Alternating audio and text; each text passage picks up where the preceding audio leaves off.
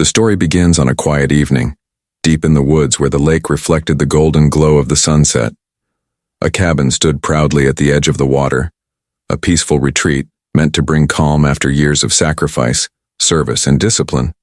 To the outsider, it looked like just another cabin owned by a quiet man who liked his privacy. But to those who knew the truth, this cabin held a history that went beyond wood, stone, and still water. It was the sanctuary of a man who had once commanded thousands, carried responsibility on his shoulders that could shape nations, and who now simply wished for peace. His name was Ryan, though many once addressed him with a title that carried both respect and weight: Major General. Yet here, in this quiet town with its nosy HOA and watchful neighbors, he was just Ryan. At least, that's what he wanted to be. But not everyone respected boundaries. Not everyone allowed peace to remain untouched. And one of those people was Karen. She was known in the neighborhood for her sharp eyes and sharper tongue, always finding something to complain about, always poking into business that wasn't hers. Where others saw privacy, she saw secrets. Where others saw respect, she saw opportunities to control. The HOA loved her reports, though most neighbors dreaded her presence. On this particular day, she noticed Ryan unloading supplies from his truck at the cabin. He wasn't the type to wave at every passerby or invite people for small talk. To Karen, that meant something suspicious. After all, in her world, silence was guilt and independence was defiance. Her eyes narrowed as she saw Ryan's old military duffel bags. She didn't see memories of battlefields, folded uniforms, and carefully kept mementos of honor. No, she saw evidence of a man hiding something. And when Karen's suspicion took root, it grew like wildfire. By the time Ryan placed the last box inside, Karen had already dialed 911. Her voice was shrill, filled with urgency she had created in her own mind. "There's a dangerous man at the cabin," she cried.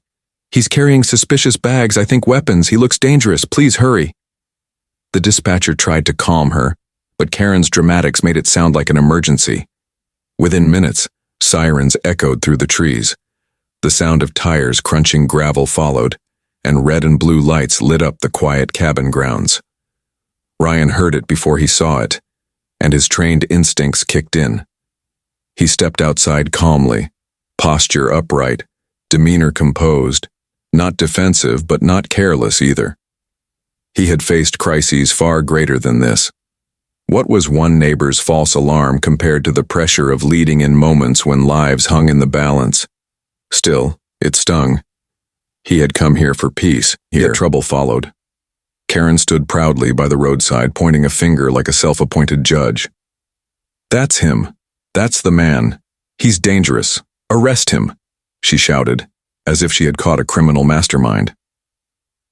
The officers stepped forward, but something shifted the moment their eyes met Ryan's. There was recognition, respect that ran deeper than anything Karen could have imagined. One officer froze, his gaze fixed on the man standing calmly before them.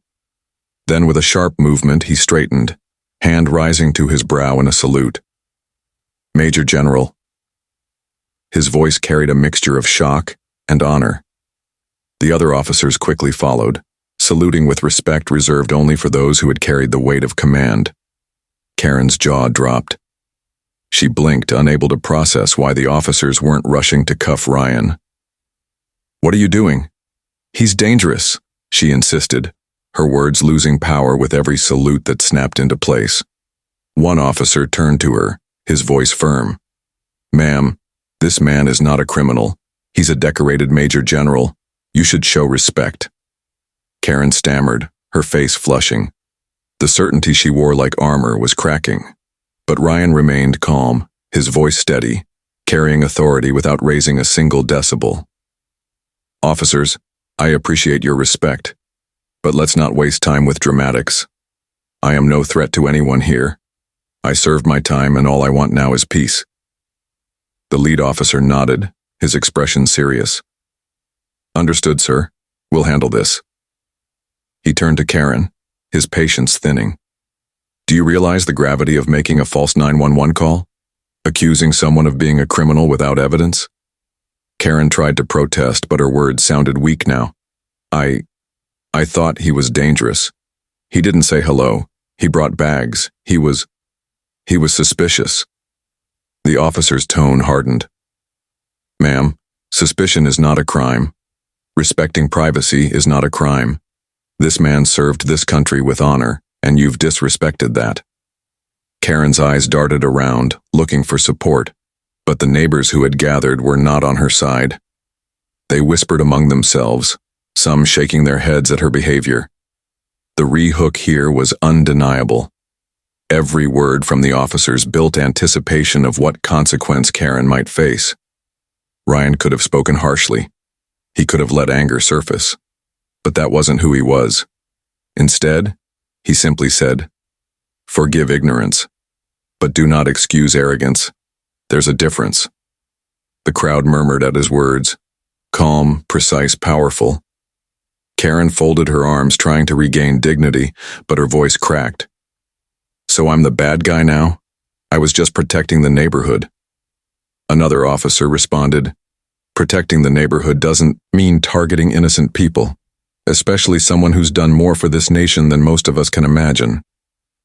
The tension hung thick. Every listener leaned in, hooked, waiting for resolution.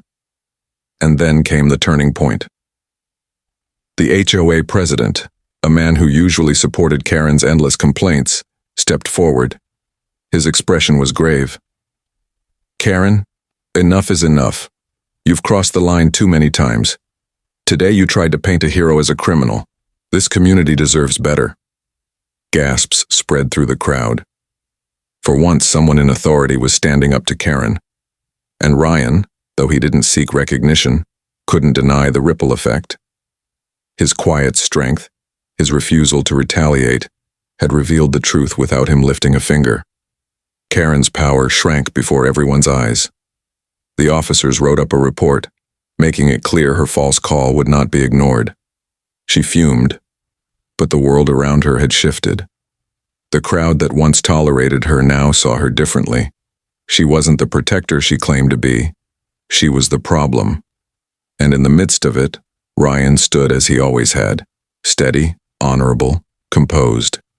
His past as Major General wasn't something he flaunted, but when forced into the light, it spoke louder than any accusation. As the officers prepared to leave, one turned back. "Sir, thank you for your service, and thank you for your composure today. Not many would have handled this the way you did." Ryan gave a small nod. "Peace is harder than war, but it's worth fighting for." The words lingered in the air, and neighbors left that night with something to remember.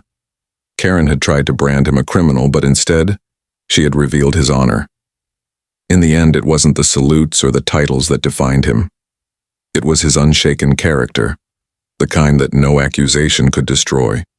And as he closed the cabin door behind him, the lake reflecting the stars, Ryan finally allowed himself a small smile. Peace wasn't about being left alone. Peace was about standing tall when chaos tried to invade. And tonight, peace had won. Rehook upon rehook had carried this story, and the final one rests with you, the listener. Because just like Ryan, you face challenges.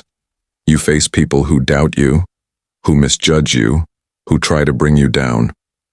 But what matters is not what they say, it's how you stand.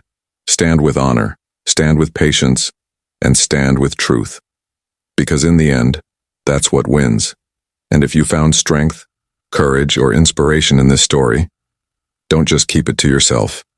Share it, comment below what lesson you took from it, and subscribe for more stories that remind us all that character, not accusations, defines who we truly are.